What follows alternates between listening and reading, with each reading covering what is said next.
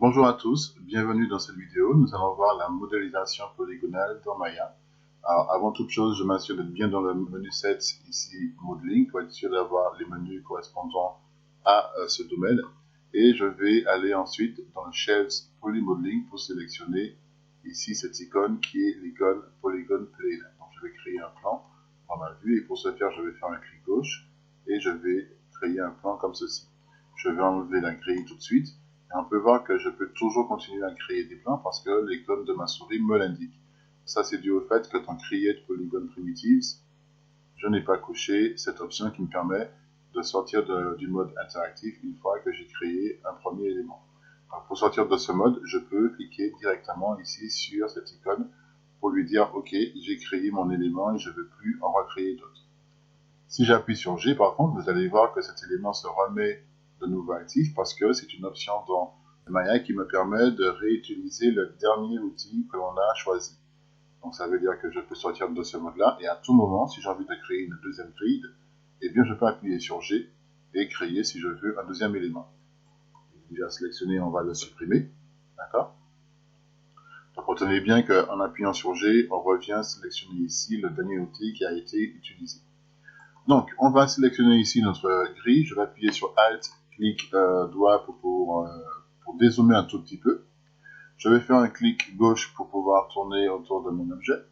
Et je vous rappelle qu'avec Alt, bouton du milieu, on peut faire un pan view, c'est-à-dire que la caméra va se déplacer et on pourra ajuster ainsi notre vue. Donc, un objet dans Maya est composé de plusieurs éléments. On a donc l'objet lui-même, qui constitue un seul et même élément, mais cet élément est composé de sous-objets.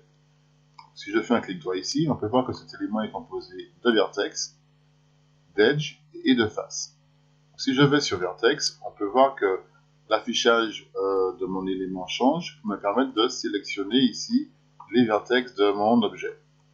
Si je fais un clic droit ici, je vois que je peux accéder aux edges de mon objet aussi. Donc là, on est en mode sous-élément, attention. Et si je fais un clic droit, je vais sur face, on peut sélectionner ici la face. Dans Maya, donc là, je vais retourner en mode Object Mode. Donc je vais revenir sur mon objet. Dans Maya, pour faciliter les opérations de modeling, il existe un outil qui s'appelle le Modeling Toolkit. Donc si je vais au tout début, je peux voir que j'ai des icônes ici qui vont me permettre d'accéder assez rapidement aux sous-éléments de mon objet. Donc ici, on parle de multi-component. Je peux effectivement accéder au vertex, comme tout à l'heure, si je veux. Je peux accéder aux edges, voilà. Et je peux accéder aussi aux faces. D'accord? Je peux même accéder, si je clique sur multi-component, je peux activer ces trois éléments en même temps, ce qui veut dire que je peux accéder aux edges, au vertex, si je veux. Donc là, il faut cliquer pour les sélectionner, ainsi que les faces. Et je peux sortir de ce mode-là en cliquant de nouveau sur multi-component. Si je suis en mode sous-objet ici, donc sur les vertex, je peux repasser en mode objet quand j'ai fini de changer la position de mes vertex, de mes edges ou de mes faces. Alors tout de suite, on va voir ce qu'il est possible de faire avec les vertex. Donc si par exemple je prends ces vertex-là, je peux appuyer sur Alt, clic gauche pour tourner un tout petit peu, qu'on puisse bien voir ce qui va se passer. Je vais prendre l'outil de translation et je peux voir que je peux effectivement bouger ce vertex et commencer à changer la forme de mon objet. Si je prends ici l'outil de rotation, on peut voir que ça n'aura aucun effet. Par contre, si je prends deux vertex et que je me mets à utiliser l'outil de rotation sur un axe, on peut voir que je peux changer l'apparence de mon objet, donc la forme de mon plan ici. Et si je prends l'outil de Scale Tool ici, eh bien je vois que je peux faire un scale sur mon objet. D'accord? Donc je vais faire des CTRL Z. Et on va voir les opérations qui sont possibles d'être effectuées au niveau des sous-éléments de notre objet ici. Donc je vais sélectionner les vertex, en cliquant ici sur ce petit bouton. Et je vais sélectionner ici un premier élément. Et je vais aller un peu plus bas dans Component et je vais utiliser l'outil Extrude. Quand je fais ça, j'ai une fenêtre qui s'ouvre avec des paramètres déjà prédéfinis.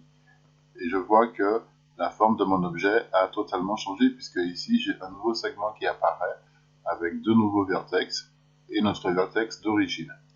Vous noterez que les éléments ici, les paramètres peuvent être sélectionnés, peuvent être mis en surbrillance. Et ça veut dire que tout simplement, une fois que je l'ai mis en surbrillance, que je l'ai sélectionné, et comme on peut voir que la curseur de la souris change, cela veut dire aussi que je peux changer les valeurs de ce paramètre. Donc, si je viens sur Lens, on peut voir que je peux changer aussi ce paramètre-là, et on peut observer l'effet que ça a sur notre modélisation ici, sur notre objet ici. Si je vais sur division, je peux rajouter des subdivisions supplémentaires si j'en ai envie. Donc je peux valider cet outil en cliquant sur Select ici, et ça aura pour effet de valider cette opération. Je vais faire un CTRL Z, et on va voir maintenant le bevel. Si je clique sur cet outil, eh bien on voit que ça me donne cette opération-là. Pareil, hein, je peux venir ici sur le width pour pouvoir changer la valeur. Et vous noterez que ces deux éléments ne peuvent, même s'ils sont sélectionnables, je ne peux pas changer ici la valeur parce qu'elle est tout simplement verrouillée. D'accord? Le curseur de la souris n'a pas changé. Donc je vais valider cette opération et je vais revenir en arrière. Je peux aussi aller sur l'outil Edge, prendre ici un Edge, voir les opérations qui sont possibles avec. Donc si je vais sur Extrude, on voit que j'ai cet outil qui fait son apparition. Je vais appuyer sur Alt, clic gauche pour tourner autour. Et je vois que j'ai des axes qui font leur apparition. Donc j'ai la possibilité de pouvoir faire une translation ou de pouvoir faire un scale. Alors, il n'y a pas d'outil de rotation avec, c'est uniquement translation ou scale. Donc si je vais sur un axe, je vois que je peux créer une nouvelle face. Et si je clique sur le petit bouton ici qui correspond au scale, eh bien je peux faire un scale sur cette face qui vient d'être créée. D'accord? Je peux utiliser aussi les paramètres qui me sont donnés ici pour voir ce que ça me donne comme effet. Donc vous avez vu que je peux ajuster ici la création de mon objet. Je peux ajuster la hauteur de mon objet. Donc si j'appuie sur Alt gauche, on peut voir à quel point je peux ajuster cette valeur-là. Je peux aussi jouer sur l'offset, mettre des subdivisions supplémentaires pour créer des faces en plus. Et je peux lui demander de faire en sorte que chaque face qui est créée ne sera pas soudée à cet élément. Pour l'instant, je vous conseille vraiment de rester sur On, sauf si vous savez ce que vous faites. Donc je vais valider cet outil et je vais revenir en arrière,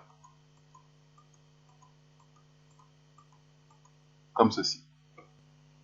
Donc toujours avec l'outil Edge, si je vais ici, donc je suis bien toujours en sous-objet Edge, je peux venir sur un nouvel outil qui s'appelle Connect, qu'on va voir maintenant tout de suite. Je sélectionne ici mes edges avec la sélection et je vais cliquer sur Connect et vous allez voir que ça aura pour effet de me créer un edge supplémentaire.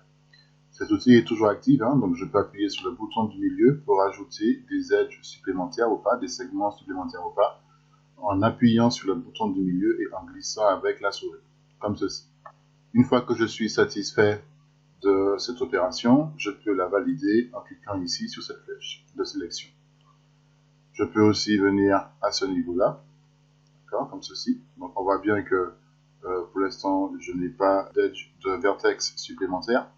Donc je peux venir ici, on va passer en mode Edge, sélectionner cet élément et avec Shift cet élément. Et pourquoi pas revenir sur Connect pour créer des edges supplémentaires et valider avec cet outil. Ce que je vous propose de faire maintenant, c'est de vous montrer que si je viens sur l'outil sous-objet vertex ici, je peux prendre les points et les déplacer dans l'espace comme bon me semble. Comme ceci par exemple. Ah, attention, on a un petit souci ici, je vois que j'ai une face qui a été conservée en plus, donc je vais sélectionner cette face supplémentaire qui se trouve sûrement de ce côté-là. Alors je sais qu'elle se trouve de ce côté-là parce que ici, elle est toute noire en fait. Donc si je viens ici, je vois qu'elle apparaît comme il faut à la caméra. Et donc je peux aller sur cette sous-objet face ici et appuyer sur la touche supprime pour supprimer cette face. Voilà, oups, je vais faire un CTRL Z et je vais continuer avec les vertex et vous montrer que je peux prendre les vertex, les déplacer dans n'importe quel sens.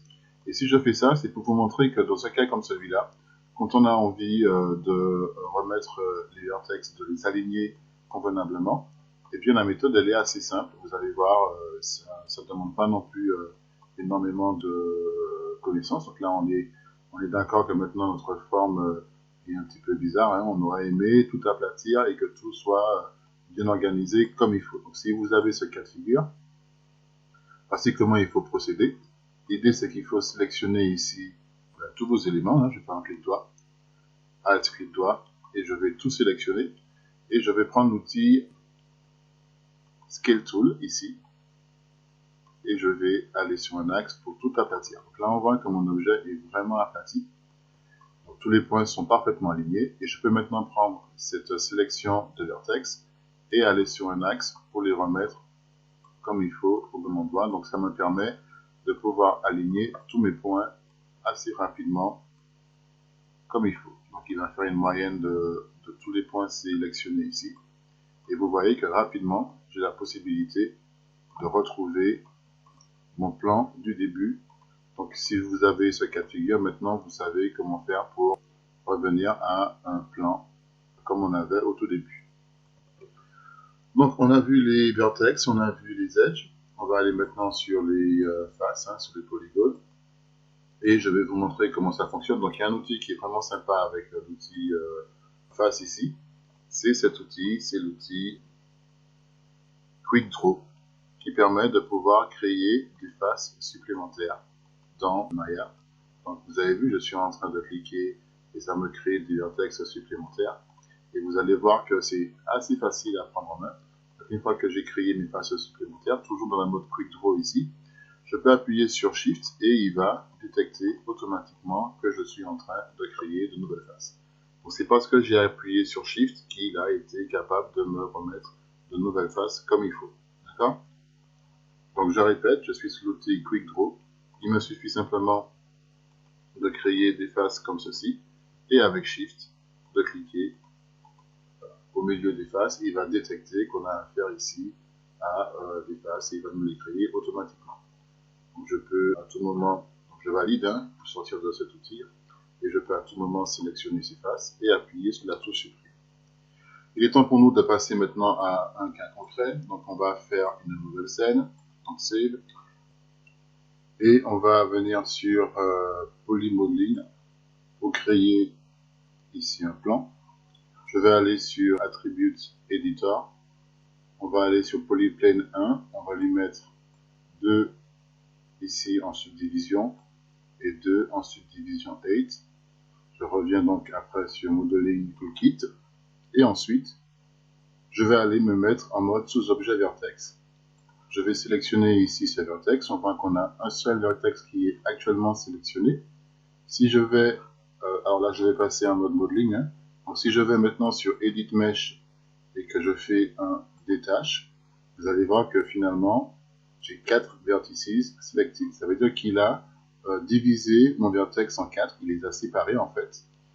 Et donc pour vérifier ça, si je vais sélectionner un seul vertex ici, je peux le bouger comme ceci. Je peux prendre un autre vertex, le bouger comme ceci. Sélectionner enfin celui-là et le bouger sur un plan comme ceci. Et le dernier, l'éloigner comme ceci. Si j'appuie sur Alt bouton du milieu et Alt clic gauche, on peut mieux observer ce qui se passe au niveau de notre objet ici. Et dans ce cas de figure, j'ai la possibilité de pouvoir refusionner ces points en un seul point. Donc il y a plusieurs méthodes pour ça. Alors la plus simple consiste à utiliser cet outil, Target Weld, que l'on peut trouver dans le Mesh Tool ici, Target Weld. Et il fonctionne assez simplement. L'idée c'est que vous cliquez une première fois sur votre vertex, vous voyez qu'il y a un petit cercle qui apparaît, et vous glissez sur un vertex suivant, et il va fusionner automatiquement les vertex entre eux. D'accord? Je vais faire un CTRL Z. Pour vous montrer une autre façon de faire les choses, je peux venir sur la sélection ici, sélectionner tous mes points, aller sur Edit Mesh et faire un Merge to Center. Et là, vous avez vu que tous mes points sont fusionnés en un seul point, c'est marqué ici. Je vais faire un CTRL Z. On a aussi la possibilité de faire un Edit Mesh et d'aller sur Merge. Là, on va aller sur la boîte d'options ici et de faire un Apply. Donc, si jamais là, ça ne marche pas, c'est qu'il faut augmenter ici le threshold, la zone de recherche, donc la valeur ici. Si je fais Apply, ça marche toujours pas. Je peux augmenter vraiment cette valeur. Je fais Apply. Et là, on voit qu'elle était suffisante pour pouvoir merger tous mes points en un seul. Donc là, forcément, je n'ai plus qu'un seul point. Donc, nouvelle scène. Je vais maintenant créer un nouveau plan. Comme ceci. Je valide la création de ce nouveau plan. Je vais sur l'outil Face Selection ici, en sous-objet. Je sélectionne mon polygone. Et je vais sur l'outil Extrude Component. Et sur un axe, je vais faire une extrusion qui aura à peu près cette hauteur-là. Je valide cette extrusion. Je peux dézoomer un peu et tourner autour. Je retourne sur l'outil Extrude. Et cette fois-ci, je vais cliquer sur le petit carré qui ressemble à l'icône de l'outil Scale. Pour venir ici, donc ça me fait apparaître ici un cube central. Je peux cliquer là-dessus pour zoomer très légèrement de cette façon-là. Et je peux appuyer sur G pour répéter cet outil et aussi pour la valider. Pour finalement faire un extrude vers l'intérieur, comme ceci. Appuyer de nouveau sur la touche G pour de nouveau faire un extrude avec cette fois-ci le scale. Donc je clique à chaque fois sur le petit carré qui est là. Et quand c'est bon, je peux appuyer sur G et faire un scale dans ce sens-là, comme ceci. Donc je vais dézoomer un tout petit peu. Voilà. Je vais cliquer ici dessus pour... Je vais appuyer sur G pour faire un nouveau scale. Je clique dessus et je vais faire cette forme-là. Voilà. Donc on a à peu près cette forme bizarre. Vous avez vu que uniquement avec l'outil Extrude, on peut obtenir une forme assez sympa. Donc je valide cet outil et je vais passer en sous-objet Edge et je vais sélectionner cette fois-ci tous mes edges comme ceci. Donc je prends le bon outil, parce que là j'étais en mode vertex. Je vais prendre mes edges de ce sens-là et l'idée c'est que je veux qu'il sélectionne tout pour moi. Vous avez vu que en une seule fois, il arrive à tout sélectionner pour moi parce que je suis en caméra Based Selection Off. Si j'étais en caméra Based Selection On, eh bien, il aurait été impossible pour moi de sélectionner tous mes edges en une seule fois. Vous avez vu que là, ça n'a pas été sélectionné, ici non plus, ici non plus. Donc, vous avez la possibilité de demander à Maya de pouvoir sélectionner tous vos edges, même ceux qui sont cachés et qui ne sont pas visibles par la caméra, en une seule fois. D'accord? Vous avez vu, hein? L'idée, c'est que je reviens ici, je fais ça.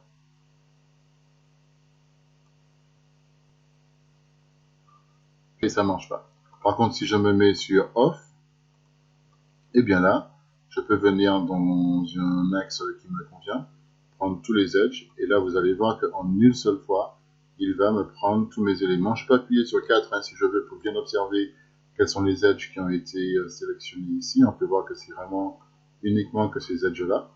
Et grâce à ça, je peux aller sur l'outil Connect et faire ici une connexion. Avec le bouton du milieu, je peux faire 2 edges supplémentaires et je valide avec l'outil de sélection ici.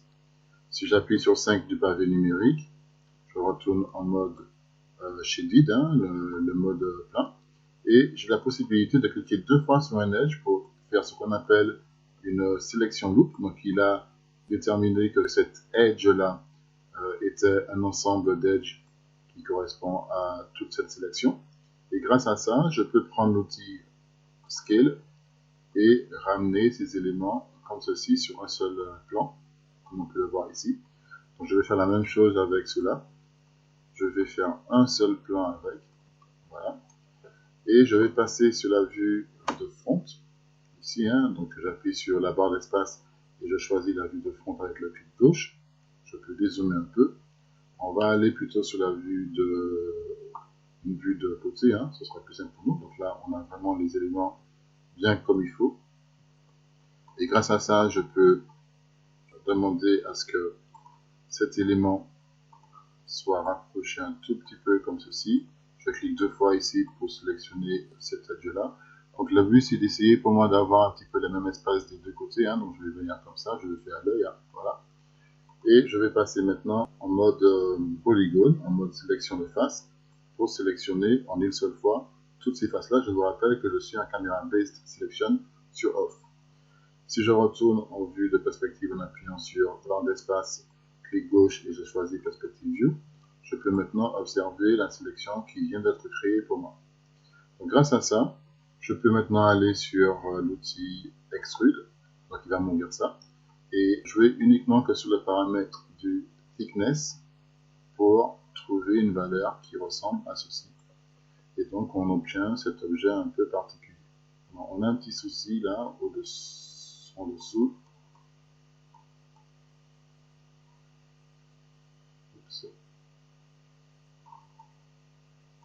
Alors, je peux essayer de mieux gérer la valeur, voilà, on n'a pas allé trop loin quand même.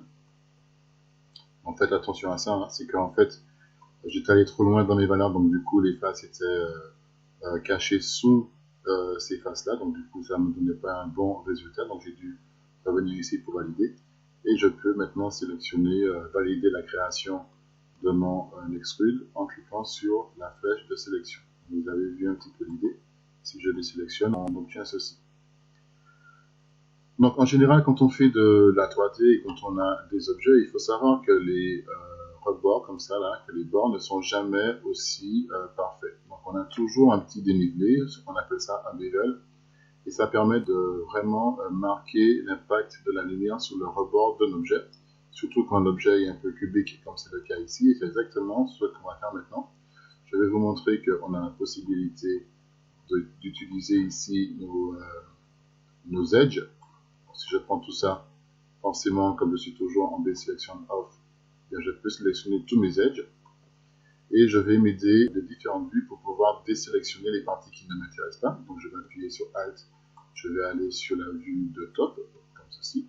Je vais appuyer sur 4 pour bien voir un petit peu mon objet. Et avec CTRL, vous voyez que CTRL, ça me permet d'avoir une sélection en négatif. Donc je vais pouvoir sélectionner les éléments que je ne veux pas prendre dans la prochaine opération que je vais effectuer. Donc il s'agit de tous ces éléments-là. Ça me permet aussi d'aller beaucoup plus vite, toujours grâce à cette sélection. Ici, j'ai été trop loin de ma sélection, donc j'appuie sur Shift pour ajouter ces éléments. Alt, bouton du milieu pour déplacer ma vue. Avec CTRL, je peux supprimer cette partie-là. Donc, a priori, pour la vue de haut, c'est pas mal. Je vais maintenant passer à la vue de left. On va voir ce que je peux supprimer ici. A priori, il n'y a rien à supprimer. Donc, on va passer en vue de front. En vue de front, je ne vois pas grand chose à supprimer. Peut-être que je devrais rajouter ces éléments. Donc maintenant, je pense qu'il est temps pour moi. Ah oui, je peux supprimer ces éléments-là. Donc je vais appuyer sur CTRL et je vais supprimer ces parties-là. Parce que je sais qu'elles n'ont pas besoin, d'accrocher la lumière. Alors, il y en a beaucoup qui laissent ce genre de choses, mais ça rajoute des phases supplémentaires et donc du calcul supplémentaire. Et c'est pas vraiment professionnel de faire ce genre de choses. Donc on prend vraiment le temps de supprimer les éléments qui ne servent à rien du tout. D'accord? On va voir ce qui se passe ici en haut. Donc là aussi, je pense que je n'ai pas besoin de ces éléments-là. Ah, je me suis trompé. Donc c'est avec CTRL. Voilà. Donc je fais attention à mes sélections. Oups, la preuve. Shift pour ajouter ce que j'ai enlevé. Je vais prendre ça et ça aussi. Et il est temps pour moi maintenant de passer en vue de perspective pour voir ce que ça donne au niveau de mes sélections. Je peux déjà voir que ici, j'ai des sélections qui devraient y être, qui n'y sont plus. Donc je vais appuyer sur Shift pour prendre ces deux éléments-là. Je vais prendre aussi ces deux éléments-là. Et vous allez voir assez rapidement là où je veux en venir. Mais l'idée, c'est qu'il faut vraiment que je sois certain de ne pas avoir... Donc je vais appuyer sur 5 pour mieux voir ce qui se passe. Et je vais désélectionner, donc avec CTRL, cette partie-là. On va tourner un petit peu sur le côté. Parce que je pense que là aussi, on n'a pas besoin de cette partie-là. Je veux vraiment que ce soit que les bords en fait qui attrapent la lumière. Donc c'est pas astucieux de sélectionner cet edge-là. Donc si je l'ai fait de ce côté-là, je le ferai aussi de ce côté-là avec CTRL. Donc, je fais vraiment attention au niveau de ma sélection. Vous avez vu que lorsque je fais ça, je désélectionne de l'autre côté. Donc je vais remettre ici la sélection sur On. Je vais appuyer sur Shift. Et du coup, je vais m'assurer que, voilà, là, maintenant je peux enlever les sélections les edges qui ne m'intéressent pas en toute quiétude. Je tourne vraiment autour de mon objet pour être sûr que voilà, j'ai bien sélectionné les edges qui m'intéressent. Donc d'où l'idée de bien naviguer, de bien savoir naviguer dans une scène. Hein. Donc là c'est bon, de ce côté-là c'est bon, là aussi. Donc, je prends le temps de bien tourner autour de mon objet. Donc ça sert à ça en fait, quand vous voyez des infographistes qui tournent autour de leurs objets, c'est qu'ils regardent si les sélections qu'ils ont pu faire sont bonnes. Donc a priori pour moi je pense que c'est le cas. Vous avez vu qu'ici j'ai des tirets qui apparaissent, c'est par rapport à ces objets-là, en fait, c'est un problème d'affichage, mais il n'y a aucune phase qui a été créée en supplémentaire ici. Donc je pense que ma sélection elle est bonne à ce niveau-là, et je vais pouvoir lui appliquer donc un bevel pour être certain que la lumière va bien accrocher au niveau de cet objet. Donc ce que je vais faire, c'est que je vais venir ici, et je vais aller sur bevel. Donc là, vous voyez, hein, il a dupliqué pour moi, il a divisé pour moi cet edge-là. Je peux lui mettre un segment supplémentaire ici. Hein. Donc si je viens ici, je peux lui rajouter des segments supplémentaires, histoire d'avoir un rebord plus arrondi. Ce sera beaucoup plus élégant. Alors, on n'est pas obligé de mettre beaucoup de segments ici. Je vais en mettre 3. Et j'estime que mon objet sera parfait comme ça. Donc je valide avec cet outil. Et si je retourne en mode objet ici, je peux voir que mon objet, si je viens ici, vous voyez comment la lumière accroche ici et on sent qu'il y a une démarcation, idem pour cette partie-là. Donc ça sert à ça en fait quand vous modélisez. Il faut prendre le temps de sélectionner les edges et de mettre un bevel, ça permet de donner un aspect plus réaliste à votre modélisation. Alors je peux par exemple venir sur cet outil-là, Screen Space Ambient Occlusion, pour avoir des ombres de contact et augmenter ainsi l'effet de réalisme au niveau du rendu. Je vais maintenant créer un nouveau plan, comme ceci. Je valide la création de ce nouveau plan. Je vais sur l'outil Face Selection ici, en sous-objet. Je sélectionne mon polygone. Je sélectionne mon polygone.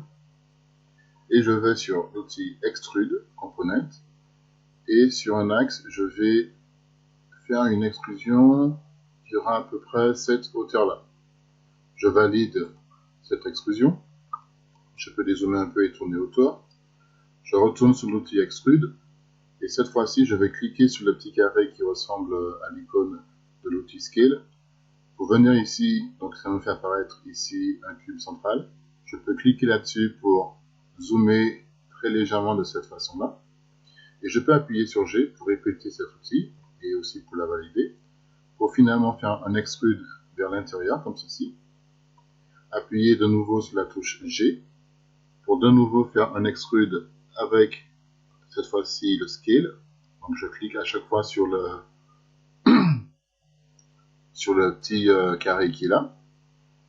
Et quand c'est bon, je peux appuyer sur G et faire un scale dans ce sens-là, comme ceci. Donc je vais dézoomer un tout petit peu. Voilà. Je vais cliquer ici dessus pour... Je vais appuyer sur G pour faire un nouveau scale. Je clique dessus et je vais faire cette forme-là. Voilà. Donc on a à peu près cette forme bizarre. Vous avez vu que uniquement avec l'outil Extrude, on peut obtenir une forme assez sympa. Donc je valide cet outil et je vais passer en sous-objet Edge et je vais sélectionner cette fois-ci tous mes edges comme ceci. Donc je prends le bon outil, hein, parce que là j'étais en mode vertex. Je vais prendre mes edges de ce sens-là et l'idée c'est que je veux qu'il sélectionne tout pour moi. Alors, vous avez vu que en une seule fois, il arrive à tout sélectionner pour moi parce que je suis en caméra Based Selection Off. Si j'étais en caméra Based Selection On, eh bien, il aurait été impossible pour moi de sélectionner tous mes edges en une seule fois. Vous avez vu que là, ça n'a pas été sélectionné, ici non plus, ici non plus. Donc, vous avez la possibilité de demander à Max, à Maya, de pouvoir sélectionner tous vos edges, même ceux qui sont cachés et qui ne sont pas visibles par la caméra, en une seule fois. D'accord? Vous avez vu, hein? L'idée, c'est que je reviens ici. Je fais ça et ça ne marche pas. Par contre, si je me mets sur Off, et bien là, je peux venir dans un axe qui me convient, prendre tous les edges, et là, vous allez voir qu'en une seule fois, il va me prendre tous mes éléments. Je peux appuyer sur 4 hein, si je veux pour bien observer quels sont les edges qui ont été sélectionnés ici. On peut voir que c'est vraiment uniquement que ces edges-là. Et grâce à ça, je peux aller sur l'outil Connect et faire ici une connexion. Avec le bouton du milieu, je peux faire deux edges supplémentaires et je valide avec l'outil de sélection ici. Si j'appuie sur 5 du pavé numérique, je retourne en mode shaded, hein, le mode plein, et j'ai la possibilité de cliquer 2 fois sur un edge pour faire ce qu'on appelle une sélection loop. Donc il a déterminé que cet edge-là était un ensemble d'edges qui correspond à toute cette sélection. Et grâce à ça, je peux prendre l'outil Scale et ramener ces éléments comme ceci sur un seul plan, comme on peut le voir ici. Donc je vais faire la même chose avec cela. Je vais faire un seul plan avec, voilà. Et je vais passer sur la vue de front, ici, hein. Donc j'appuie sur la barre d'espace et je choisis la vue de front avec le clic gauche. Je peux dézoomer un peu. On va aller plutôt sur la vue une vue de côté, hein. Ce sera plus simple pour nous. Donc là, on a vraiment les éléments bien comme il faut. Et grâce à ça, je peux demander à ce que cet élément soit rapproché un tout petit peu comme ceci. Je clique 2 fois ici pour sélectionner cet edge-là. Donc le but, c'est d'essayer pour moi d'avoir un petit peu le même espace des deux côtés. Hein. Donc je vais venir comme ça, je le fais à l'œil, hein. Voilà. Et je vais passer maintenant en mode et je vais passer maintenant en mode polygone, en mode sélection de face, pour sélectionner en une seule fois toutes ces faces-là. Je vous rappelle que je suis en Camera Based Selection sur Off. Si je retourne en vue de perspective en appuyant sur barre d'espace, clic gauche et je choisis Perspective View, je peux maintenant observer la sélection qui vient d'être créée pour moi. Donc, grâce à ça, je peux maintenant aller sur l'outil Extrude, donc il va m'ouvrir ça, et jouer uniquement que sur le paramètre du thickness pour trouver une valeur qui ressemble à ceci. Et donc on obtient cet objet un peu particulier. Alors, on a un petit souci là, en dessous.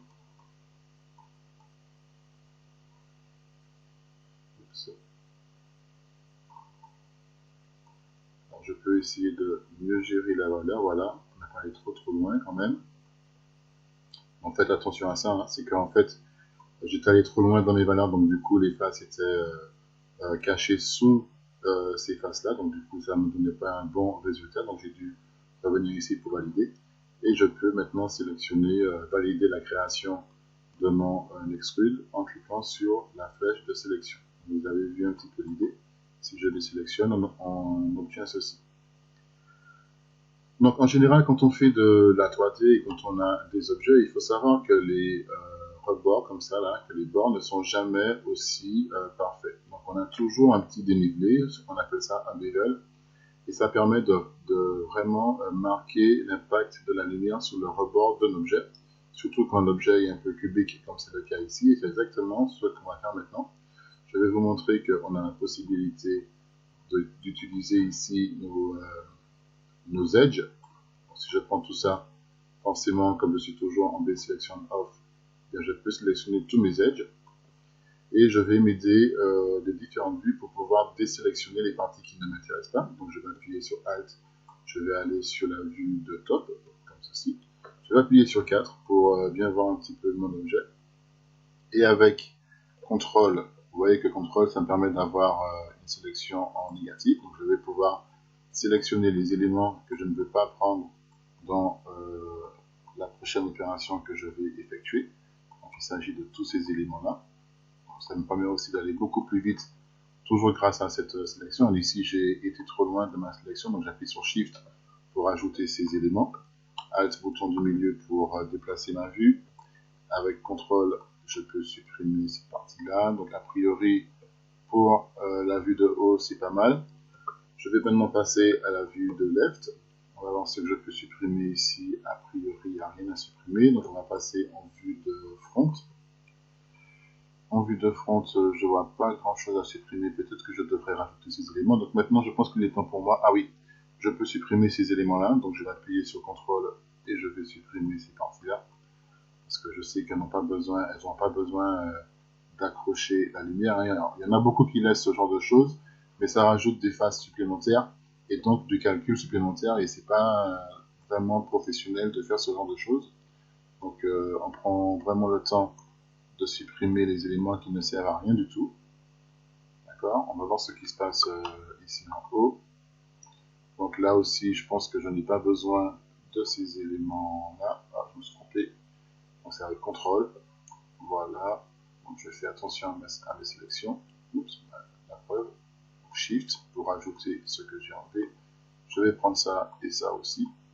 Et il est temps pour moi maintenant de passer en vue de perspective pour voir ce que ça donne au niveau de mes sélections. Je peux déjà voir que ici, j'ai des sélections qui devraient y être, qui n'y sont plus. Donc je vais appuyer sur Shift pour prendre ces deux éléments-là. Je vais prendre aussi ces deux éléments-là. Et vous allez voir assez rapidement là où je veux en venir, mais l'idée c'est qu'il faut vraiment que je sois certain de ne pas avoir... Donc je vais appuyer sur 5 pour mieux voir ce qui se passe. Et je vais désélectionner donc avec CTRL cette partie-là. On va tourner un petit peu sur les côtés, parce que je pense que là aussi, on n'a pas besoin de cette partie-là. Je veux vraiment que ce soit que les bords en fait qui attrapent la lumière, donc c'est pas astucieux de sélectionner cette edge-là. Donc si je l'ai fait de ce côté-là, je le ferai aussi de ce côté-là avec CTRL. Je fais vraiment attention au niveau de ma sélection. Vous avez vu que lorsque je fais ça, je désélectionne de l'autre côté. Donc je vais remettre ici la sélection sur On. Je vais appuyer sur Shift. Et du coup, je vais m'assurer que, voilà, là, maintenant je peux enlever les sélections, les edges qui ne m'intéressent pas en toute quiétude. Je tourne vraiment autour de mon objet pour être sûr que, voilà, j'ai bien sélectionné les edges qui m'intéressent. Donc d'où l'idée de bien naviguer, de bien savoir naviguer dans une scène. Donc là c'est bon, de ce côté-là c'est bon, là aussi. Donc, je prends le temps de bien tourner autour de mon objet. Donc ça sert à ça en fait, quand vous voyez des infographistes qui tournent autour de l'objet, c'est qu'ils regardent si les sélections qu'ils ont pu faire sont bonnes. Donc a priori pour moi je pense que c'est le cas. Vous avez vu qu'ici j'ai des tirets qui apparaissent, c'est par rapport à ces objets-là, en fait, c'est un problème d'affichage, mais il n'y a aucune phase qui a été créée en supplémentaire ici. Donc je pense que ma sélection elle est bonne à ce niveau-là, et je vais pouvoir lui appliquer donc un bevel pour être certain que la lumière va bien accrocher au niveau de cet objet. Donc ce que je vais faire, c'est que je vais venir ici, et je vais aller sur bevel. Donc là, vous voyez, il a dupliqué pour moi, il a divisé pour moi cet edge-là. Je peux lui mettre un segment supplémentaire ici, donc si je viens ici, je peux lui rajouter des segments supplémentaires, histoire d'avoir un rebord plus arrondi, ce sera beaucoup plus élégant. Alors, on n'est pas obligé de mettre beaucoup de segments ici, je vais en mettre 3, et j'estime que mon objet sera parfait comme ça. Donc je valide avec cet outil, et si je retourne en mode objet ici, je peux voir que mon objet, si je viens ici, vous voyez comment la lumière accroche ici et on sent qu'il y a une démarcation. Idem pour cette partie-là. Donc ça sert à ça en fait quand vous modélisez. Il faut prendre le temps de sélectionner les edges et de mettre un bevel. Ça permet de donner un aspect plus réaliste à votre modélisation. Alors je peux par exemple venir sur cet outil-là. Screen Space Ambient Occlusion pour avoir des ombres de contact et augmenter ainsi l'effet de réalisme au niveau du rendu. Alors maintenant on va passer aux choses sérieuses, on va faire une nouvelle scène. Donc, je vais aller sur File, New Scene. Je vais afficher ici la grille. Je vais aller sur l'outil Cube. Je vais passer en mode 4 vues et je vais cliquer ici pour créer ce qui va être le haut de ma table. Une fois que c'est fait, je peux valider la création de cet objet. Et je peux aller dans Attribute Editor maintenant et aller sur Polycube 1. Pour la subdivision du width, je vais mettre 3. Et pour la subdivision du depth, je vais mettre 3 aussi et je fais Entrée. Donc du coup, je peux retourner maintenant sur ma channel box ici. Je vais maximiser cette vue. Et je vais passer plutôt sur le Modeling Toolkit. Je vais passer en mode Vertex. Je vais dézoomer un tout petit peu, comme ceci. Et grâce à ça, je vais pouvoir sélectionner tous mes éléments, tous mes vertex, comme ceci. Voilà. Alors, je vais passer en mode caméra based off. Je recommence ma sélection. Je vais prendre que ces éléments-là. Donc, je m'assure d'avoir tout sélectionné comme il faut. Je peux maintenant retirer la grille pour l'instant. Et avec l'outil de Scale, je vais pouvoir tirer ces éléments sur les côtés comme ceci. Je ferai exactement la même chose avec ce groupe de vertex. Je vais aller sur les côtés, tirer mes éléments comme ceci. Le but pour moi, c'est d'avoir des carrés ici à chaque fois. D'accord? Et grâce à ça, je vais passer en mode sélection polygone. Je vais sélectionner ça. Shift, je sélectionne ça, celui-là et celui-là. Maintenant, il ne me reste plus qu'à accéder à l'outil Extrude. Et grâce à ça, je vais pouvoir, sur un axe, tirer les pieds de ma table, comme ceci. Et alors que mon outil Extrude est toujours activé, je peux activer le Scale au niveau de mon Extrude et sur le petit carré, affiner les pieds de ma table comme ceci. Donc là, je viens de créer ma table. Je vais passer en mode vue de front.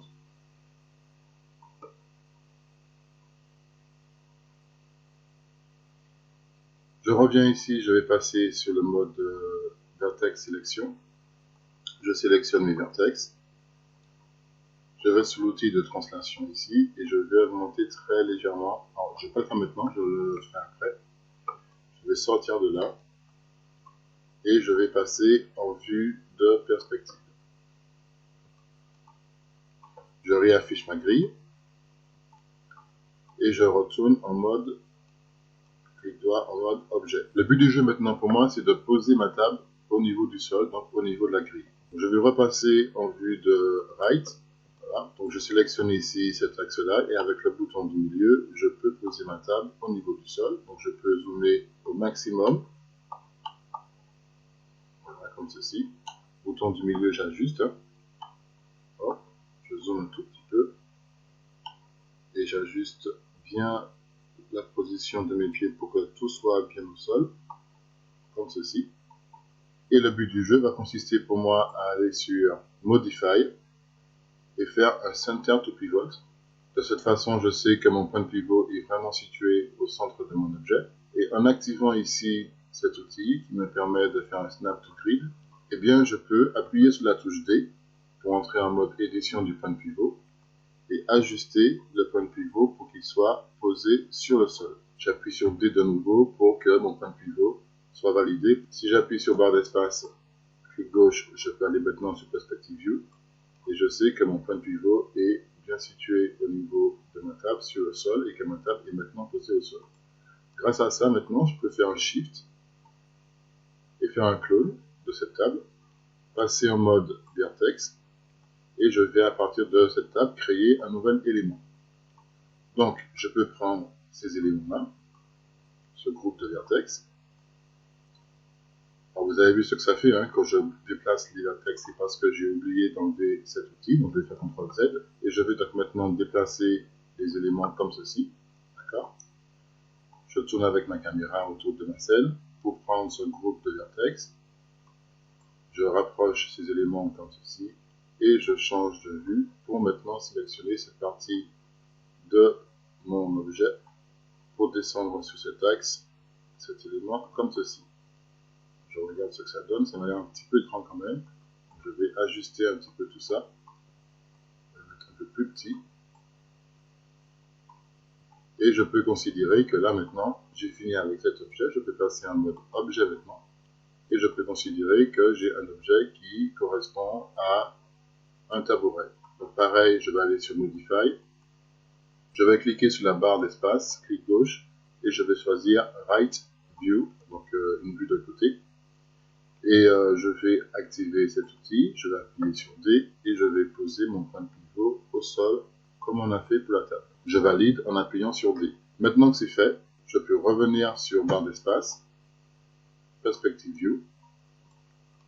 Je vais déplacer mon objet sur les côtés, je vais appuyer sur Shift, et sur cet axe-là, je vais dupliquer cet objet.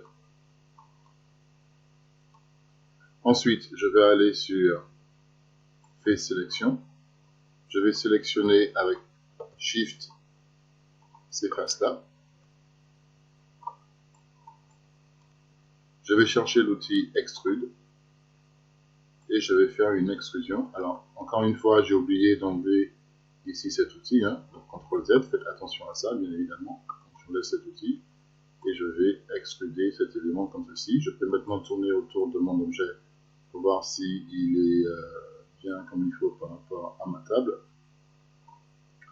Et avec cet objet sélectionné, je peux activer ici le scale de mon outil Poly Extrude Face et sur un axe, rapprocher ces éléments comme ceci.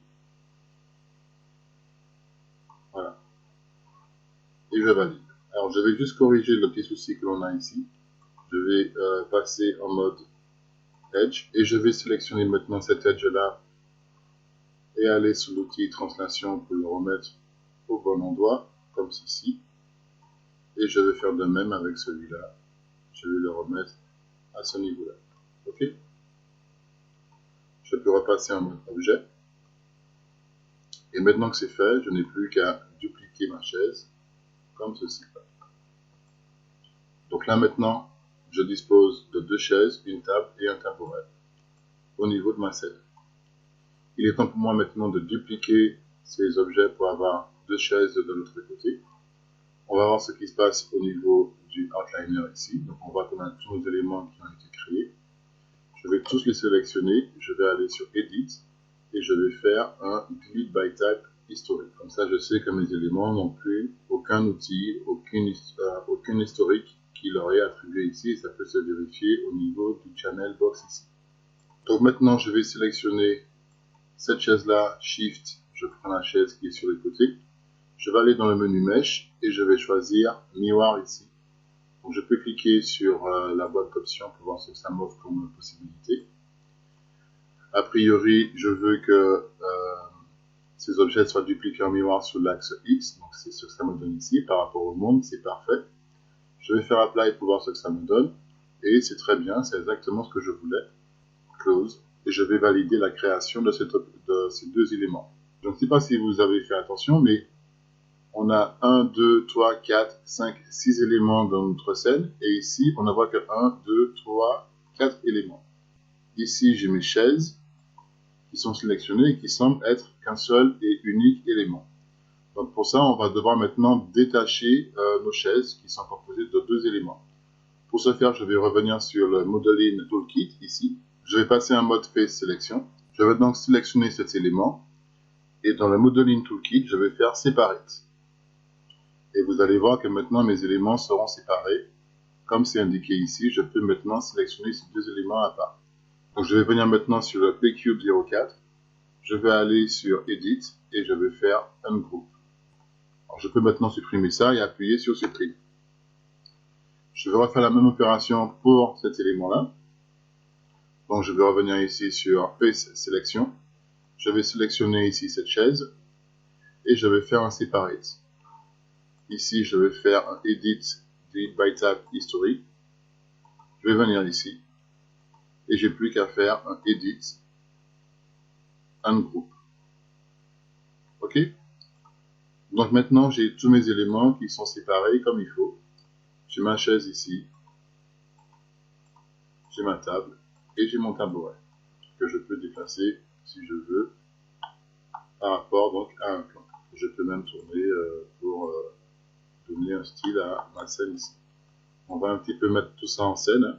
Je vais prendre ça, je vais le tourner un petit peu comme ça. Alors vous avez vu que le point de pivot a changé par rapport à la sélection de mon objet d'origine. Hein. Je vais faire un CTRL Z. Je vais prendre cet élément-là et ces éléments-là aussi. Et je vais aller sur Modify et je vais choisir Center Object to Pivot. Et grâce à ça, si je reviens sur cet objet, eh bien même s'il n'est pas posé au sol, je peux modifier sa position dans l'espace et donner un petit peu plus d'originalité à ma scène hein, en déplaçant mes éléments comme ceci. On va faire la même chose pour celui-là. On va mettre comme ça. On va déplacer ça ici. Et on va déplacer celui-là dans ce sens-là, comme ceci. Voilà. Vous voyez un petit peu l'idée? Maintenant, je vais m'occuper de ma table. Et je vais lui rajouter des tiroirs. Donc l'idée, c'est que je vais venir dessus. Et je vais isoler cet élément. Donc pour ça, j'ai un outil qui me permet de pouvoir isoler la sélection. Je clique dessus, ici, sur ce petit bouton-là. Et je vais venir sélectionner le haut de ma table. Donc je peux prendre ici l'outil Face Selection. Je clique dessus. Avec Shift chevron, je peux agrandir la sélection de ma table. C'est ce que l'on a ici hein, quand on va dans Select. Alors ici, ils ont mis CTRL, pour moi c'est Shift, hein, ça fonctionne comme ça. Et l'idée, c'est que je peux maintenant augmenter cette sélection un petit peu comme ça. Parce que là, je vais mettre des tiroirs, donc c'est pour ça que ma table sera un peu spéciale. Je vais passer en mode Edge. Je vais sélectionner ici tous mes edges et je vais chercher l'outil Connect pour créer donc de nouveaux edges. Avec le bouton du milieu, je vais ramener mon edge ici au centre et je vais valider. Je retourne sur l'outil Face Selection, je vais prendre ici cette face-là et je vais prendre l'outil Extrude pour extruder cette face. Mais attention, je vais cliquer sur le petit carré ici pour passer en mode extrusion au niveau du scale et je vais sur un côté tirer très légèrement le scale comme ça et sur le bas tirer très légèrement le scale aussi. Avec la flèche, je vais ajuster la position de cette sélection. Ensuite, je vais appuyer sur G pour valider cette première étape et passer à l'étape suivante au niveau de mon extrude. Je vais sur l'axe Z ici, rentrer mon objet au niveau de ma table. Je peux appuyer sur 4 pour voir jusqu'où va mon extrusion, comme ceci. Je rappuie sur 5 pour passer en mode shaded et je valide cette opération en cliquant sur la petite flèche. Maintenant que c'est fait, je vais sélectionner cette face-là, je vais appuyer sur Shift, sélectionner cette face-là, ensuite je vais sélectionner celle-ci et celle-ci. On voit un petit peu la sélection qu'on a ici. Je vais dézoomer un tout petit peu. Et le but du jeu, ça va être maintenant de dupliquer ces éléments pour construire mon tiroir. Donc pour ça, je vais aller sur Edit Mesh et je vais faire un Duplicate. Je valide la création de cet outil. Donc du coup, si je clique dessus, je vois que j'ai cet élément qui a été créé pour moi. Je peux repasser en mode Objet, prendre l'outil de translation et sortir cet élément. Donc, maintenant qu'il a été créé, il ne me reste plus qu'à créer la face qui est manquante ici, hein, d'accord? Pour ce faire, je vais passer en mode Edge. Je vais sélectionner ici cet Edge. Je vais aller sur l'outil Extrude et je vais faire une extrusion comme ceci. Je valide. Et je vais tourner maintenant de ce côté-là. Voilà, comme ceci. Je vais prendre l'outil Target Weld. Je vais passer bien sûr en mode Vertex. Donc l'outil est toujours actif ici. Et je vais cliquer ici pour fusionner cette edge-là avec celui-là. On va tourner de l'autre côté. Et je vais fusionner cet edge-là avec celui-là. Donc maintenant, j'ai créé la la base de mon casier. Il ne me reste plus qu'à sélectionner donc tous mes éléments, c'est déjà fait. Et je vais aller sur Extrude. Et je vais au niveau du Thickness, lui rajouter une épaisseur, comme ceci. Je valide. Et maintenant, j'ai mon casier, j'ai la base de mon casier qui est quasiment terminée pour moi. Je peux passer maintenant sur une vue de profile, donc barre d'espace. Clic gauche, je vais sur la right view et je vais passer en mode wireframe. J'appuie sur 4. Je peux enlever la grille pour l'instant. On va zoomer un tout petit peu pour voir ce qui se passe au niveau de notre objet. Et comme il s'agit d'un casier, je vais venir maintenant en mode vertex. Je vais sélectionner ces éléments. Je vais aller sur l'outil de translation et je vais bouger ça un tout petit peu sur les côtés comme ceci. Voilà. Je vais prendre ces éléments-là, je vais les bouger un tout petit peu. Je vais prendre ceux du bas, je vais les bouger un tout petit peu, les décaler un tout petit peu. Et idem pour ceux du haut. Voilà. Maintenant que c'est fait, je peux passer en mode objet, appuyer sur barre d'espace, clic gauche et retourner en perspective vue, appuyer sur la touche 5. Donc là, maintenant, on sait que notre objet est bon pour entrer à sa place. Mais avant toute chose, je vais aller sur Modify et je vais faire un Center Pivot. Alors maintenant, on va créer la poignée du tiroir. Donc pour ce faire, on va sortir du mode Isolate ici. Je vais zoomer un tout petit peu dessus. Je vais rendre cette surface active. Donc je vais cliquer sur cette option ici qui me permet de rendre cette surface active. Je vais aller sur la boîte à ce niveau-là. Et je vais cliquer dessus pour créer la poignée de mon tiroir comme ceci. Donc voilà. Donc je peux maintenant sortir d'ici. Et je peux maintenant me concentrer sur ces deux éléments-là. Donc je vais les isoler. Je vais zoomer un tout petit peu là-dessus. Je vais aller sur Attribute Editor. Avec cet élément, je vais aller sur Polycube. Je vais lui mettre une subdivision à ce niveau-là. Voilà, une subdivision ici. Et ensuite, je vais aller sur Modeling Toolkit. Je vais aller sur l'outil sous objet polygone. Je vais sélectionner ici cette face. Et je vais aller sur l'outil Extrude. Ainsi, je peux extraire une face comme ceci. Je peux tirer un polygone. Et maintenant, je peux valider cette création d'outil.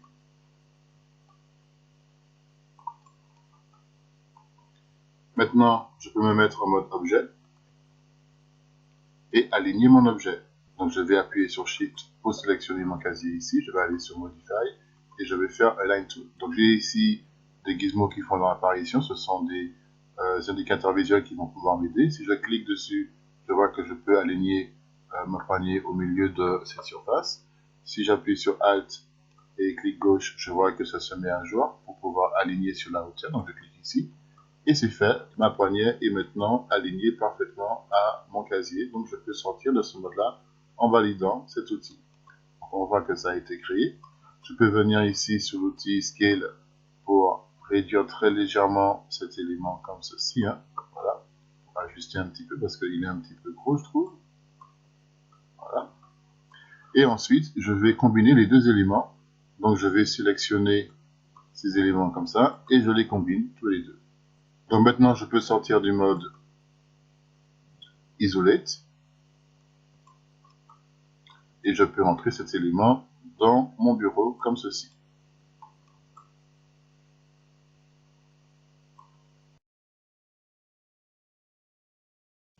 Il ne me reste plus maintenant qu'à vous montrer comment faire pour créer un deuxième casier ici.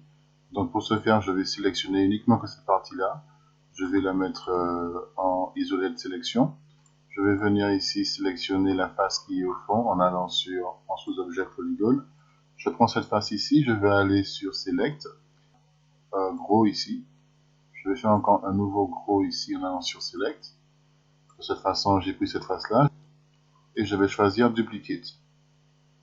Je vais valider cet outil et je vais venir ici sur ma table, sélectionner ma table en mode sous-objet polygone. Je prends cette face-là et j'appuie sur Supprime.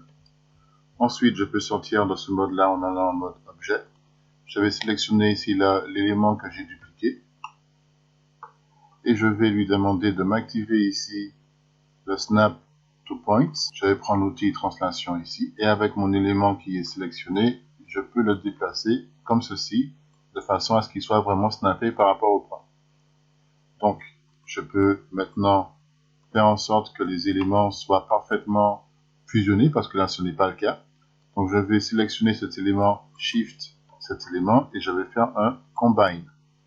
Maintenant, ils sont tous les deux ensemble, et je peux entrer en mode Vertex, aller prendre ici ce vertex, je vais sortir du mode Snap to Point, je vais prendre l'outil Move Tool ici, je vais prendre un point, et je vais le bouger ici sur les côtés, et grâce à ça, je peux aller prendre l'outil Target Weld, et faire en sorte qu'il soit fusionné.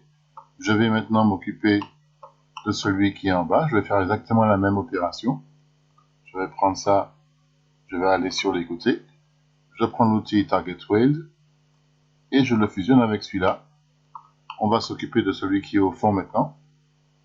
Donc je prends ce point, je le bouge sur les côtés, Target Weld, et on le fusionne. Il ne nous reste plus qu'à nous occuper de celui qui est en haut. Donc je prends l'outil Translation ici, le Move Tool, je bouge un tout petit peu, Target Weld, et je le fusionne. Maintenant que c'est fait, je n'ai plus qu'à sortir de ce mode isolé de sélection. Je viens ici en mode objet, je prends cet outil, je vais sur l'outil Move Tool, Shift, et je le duplique convenablement comme il faut.